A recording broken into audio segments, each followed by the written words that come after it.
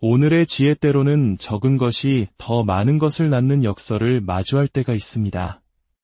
예수께서 적은 양의 빵으로 더 많은 사람을 먹이시고 더 많은 조각을 남기셨던 기적처럼 말입니다.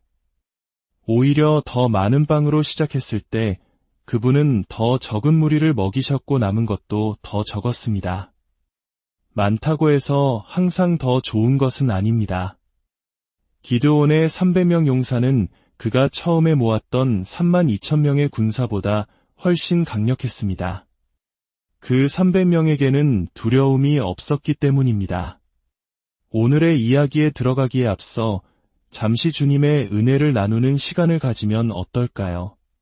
만약 이 이야기가 여러분의 마음에 울림을 준다면 좋아요를 누르고 이 말씀을 나누어 주십시오.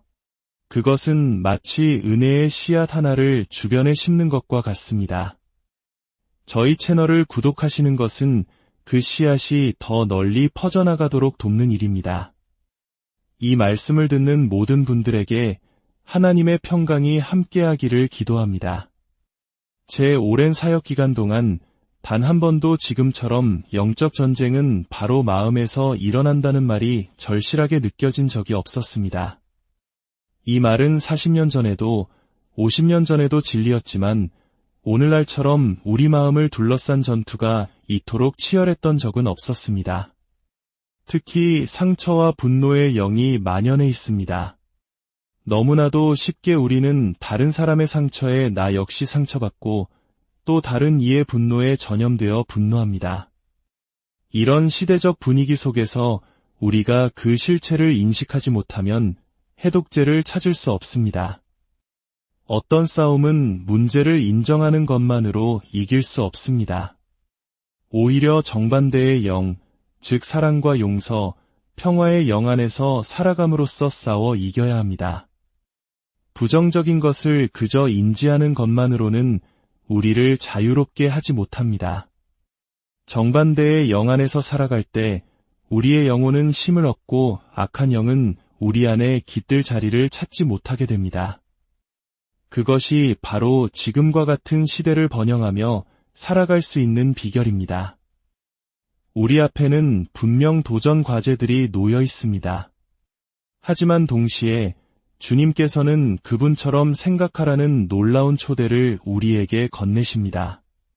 성경은 우리가 그리스도의 마음을 물려받았다고 말합니다. 그런데 흥미로운 점은 나 한 사람이 그리스도의 마음을 가졌다고 말하지 않고 우리가 그리스도의 마음을 가졌다고 말한다는 사실입니다. 이는 공동체적인 유산입니다. 저는 제 은행 계좌에 있는 돈과 제 손에 쥔 돈 사이에는 큰 차이가 있다는 것을 깨달았습니다. 우리에게 주어진 영적 자산도 마찬가지입니다. 여기 찰스 스펄전 목사님이 자주 인용하시던 이야기가 하나 있습니다. 그는 아주 나이가 많고 가난한 한 여인을 정기적으로 방문했습니다. 그녀는 너무나 가난해서 교회가 그녀의 생계를 도와야 할 정도였습니다. 마침내 그녀가 세상을 떠났을 때 설교의 왕자라 불리던 스펄전 목사님은 그녀의 집을 정리하기 위해 찾아갔습니다. 그는 전에는 한 번도 알아차리지 못했던 것을 발견했습니다. 벽에 낡은 증서 하나가 액자에 걸려 있었던 것입니다. 호기심이 생긴 그는 그 증서를 자세히 들여다보았습니다. 그것은 그녀가 막대한 재산을 상속받았음을 증명하는 유언장이었습니다.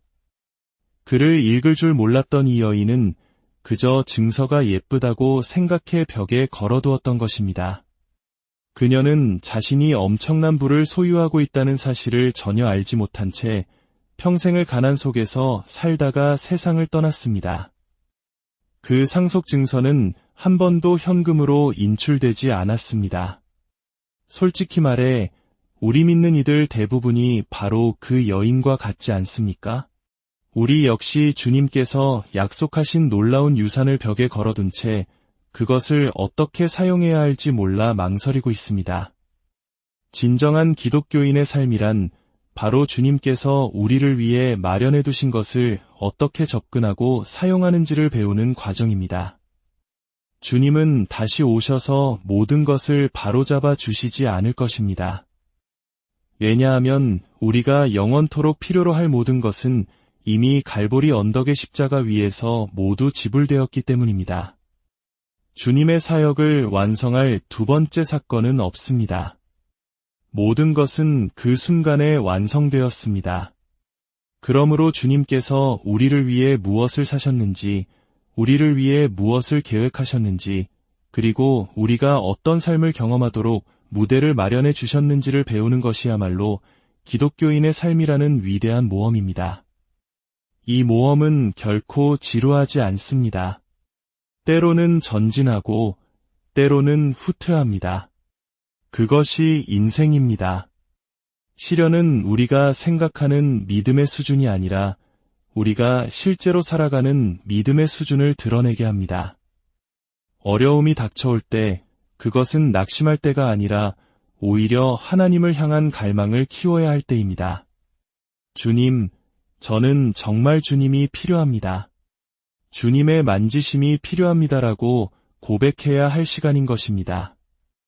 마태복음 16장에서 예수님과 베드로 사이에 있었던 중요한 대화를 살펴보겠습니다. 예수님께서 제자들에게 물으셨습니다. 사람들이 인자를 누구라 하느냐? 제자들은 세례 요한, 엘리야, 혹은 예레미야와 같은 선지자 중 한 명이라고 대답했습니다. 그러자 예수님께서 다시 물으셨습니다. 그러면 너희는 나를 누구라 하느냐? 그때 시몬 베드로가 대답했습니다. 주는 그리스도시요 살아계신 하나님의 아들이시니이다. 예수님은 그를 축복하시며 말씀하셨습니다. 바요나 시몬아, 내가 복이 있도다. 이를 내게 알게 하니는 혈육이 아니요 하늘에 계신 내 아버지시니라. 너는 베드로라.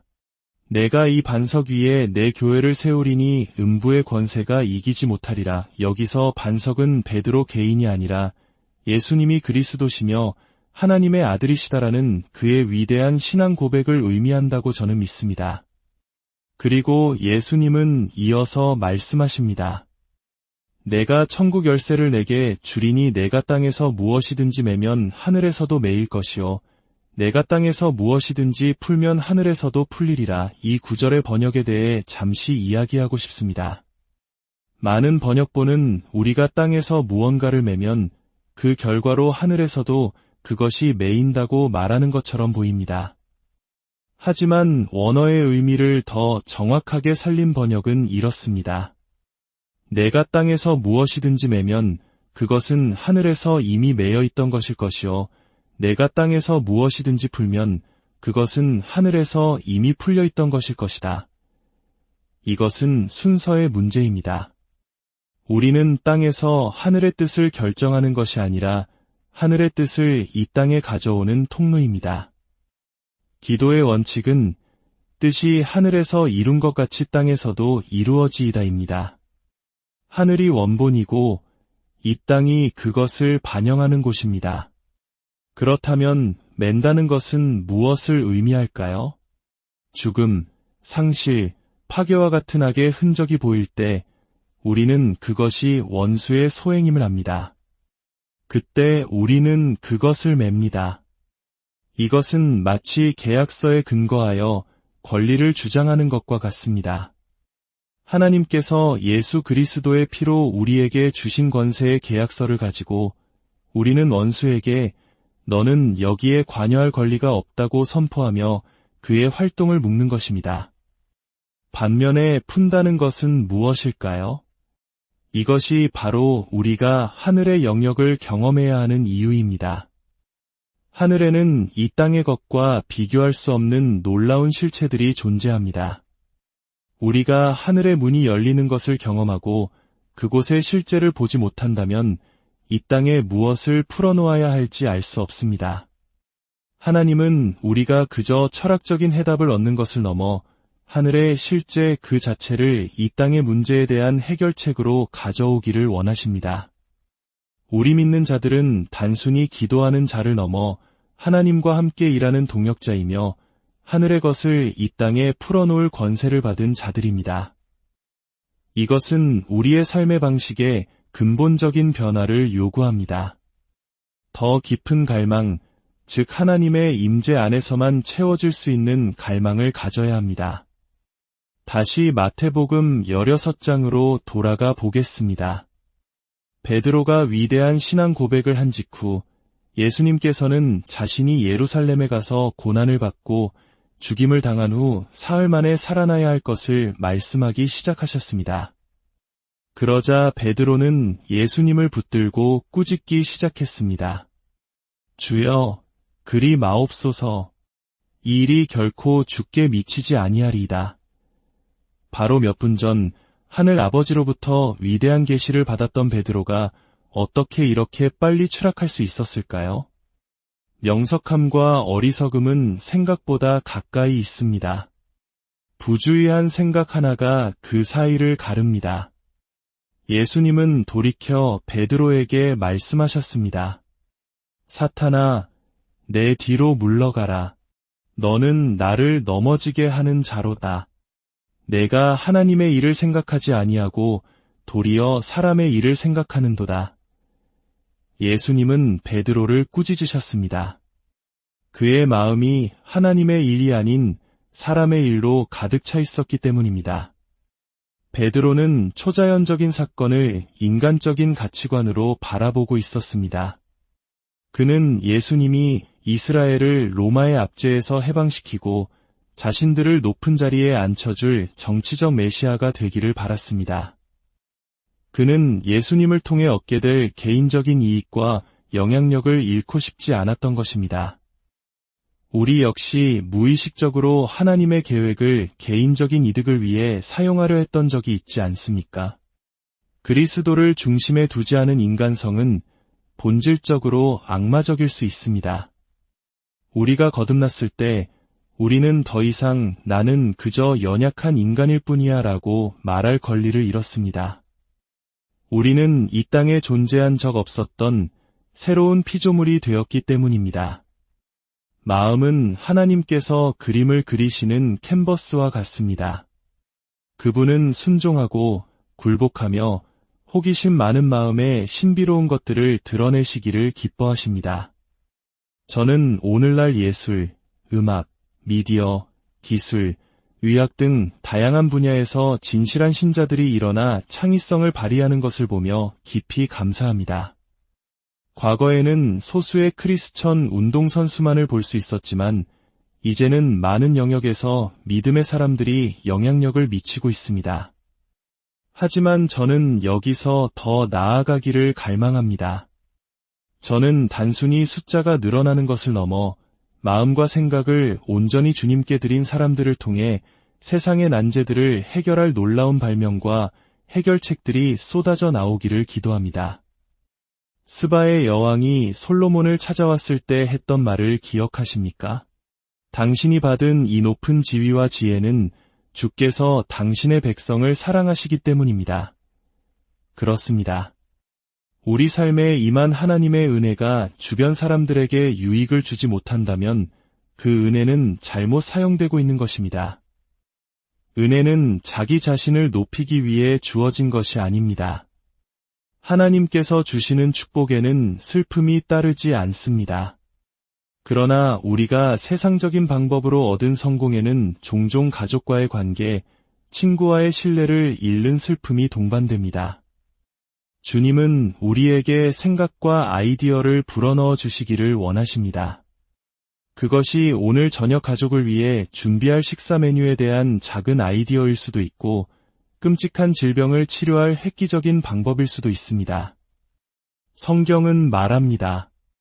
너희는 이 세대를 본받지 말고 오직 마음을 새롭게 함으로 변화를 받아 하나님의 선하시고 기뻐하시고 온전하신 뜻이 무엇인지 분별하도록 하라. 변화된 삶은 변화된 마음에서 시작됩니다. 변화된 마음은 삶을 변화시키고 변화된 삶은 도시를 변화시킵니다. 이 모든 것은 하나님의 말씀을 읽고 기도하고 묵상하는 것에서부터 출발합니다.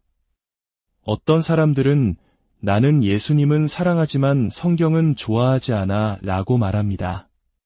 그것은 어리석은 말입니다. 성경은 예수님의 생각과 마음이 담긴 책이기 때문입니다. 또 어떤 사람들은 성경을 읽어도 기억이 나지 않아 라고 말합니다.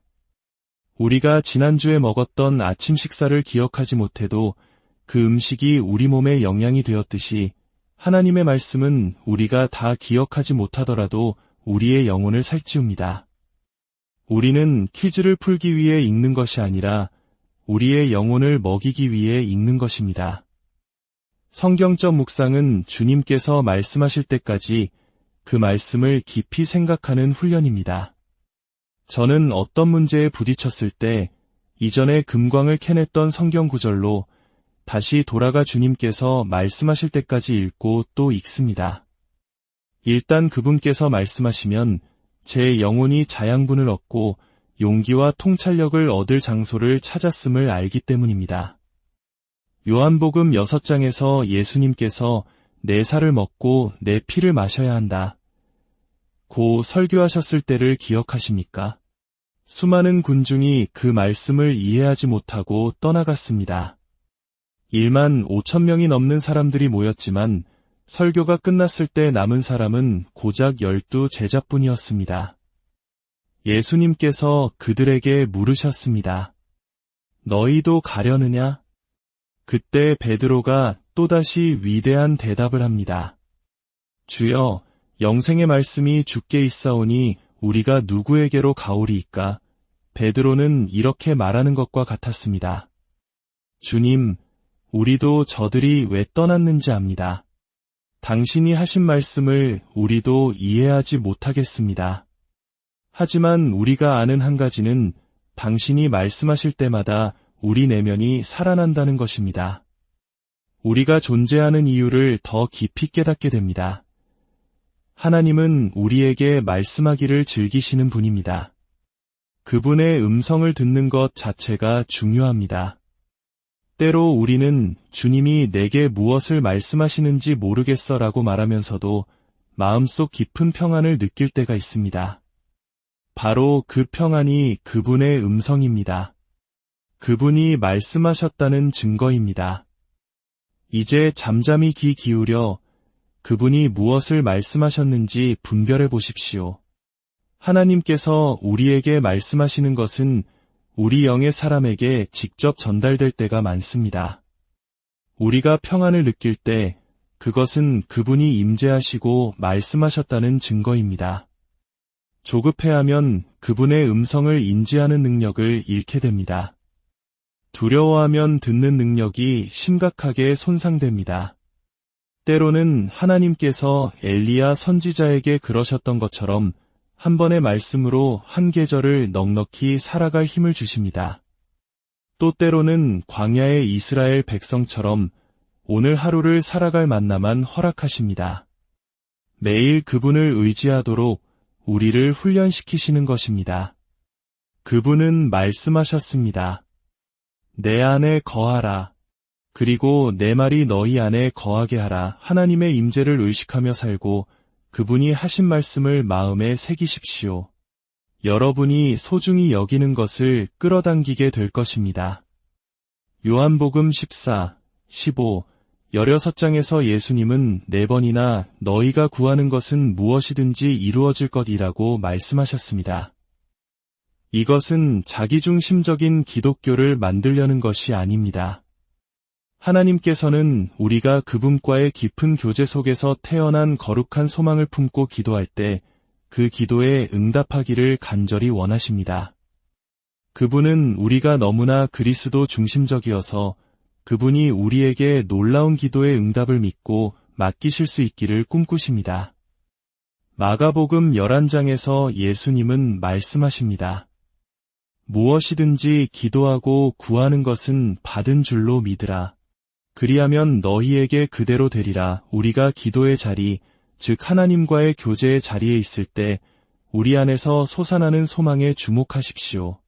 걱정과 불안으로 가득 찼던 마음이 예배의 임재 속에서 평안으로 바뀌고 어느새 자신을 위해서가 아니라 구원받지 못한 가족을 위해 기도하고 있는 자신을 발견한 적이 있습니까?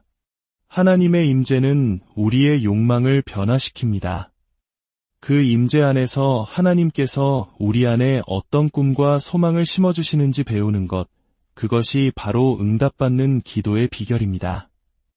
오늘 이 시간, 우리 모두의 마음이 새로워지기를 기도합시다. 사람의 생각이 아니라 하나님의 생각으로 가득 차기를, 세상의 소음이 아니라 그분의 음성에 귀 기울이기를 기도합니다. 주님, 당신의 말씀으로 우리 영혼을 먹이시고 우리 각자가 속한 가정과 공동체의 하늘의 해결책을 풀어놓는 축복의 통로가 되게 하옵소서. 이 말씀을 듣는 모든 이들의 삶 위에 하나님의 은혜와 평강이 넘치기를 예수 그리스도의 이름으로 축복하며 기도합니다.